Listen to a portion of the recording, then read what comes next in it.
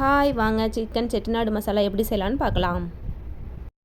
ஒரு பேன் வச்சு 2 table spoon oil ஊற்றி 2 டேபிள் ஸ்பூன் மல்லி, 1 டேபிள் ஸ்பூன் சோம்பு, 1 டேபிள் ஸ்பூன் சீரகம், 1 டேபிள் ஸ்பூன் மிளகு, வரமிளகாய் 1, ஏலக்காய் 1, 2 கிராம்பு, கொஞ்சம் பட்டை, இது எல்லாத்தையும் வறுத்துட்டு தேங்காய் ஒரு கைப்பிடி அளவு போட்டு அதையும் வறுத்து ஆற வச்சு மிக்ஸி ஜாரில் போட்டு நல்லா பேஸ்ட் போல் அரைச்சிக்கலாம்.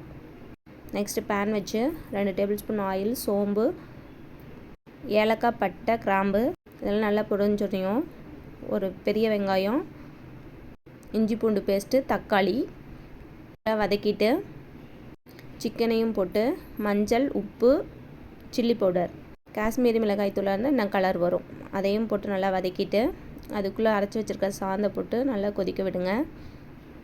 சுண்டி வரும்போது கொத்தமல்லி தழை அப்படியே மேலே தூவி இறக்குனா செட்டிநாடு சிக்கன் மசாலா ரெடி. செட்டிநாடு மசாலாவினுடைய சிறப்பே என்னென்னா உடனடியாக மசாலாவை அரைச்சி சேர்க்கறது தான்.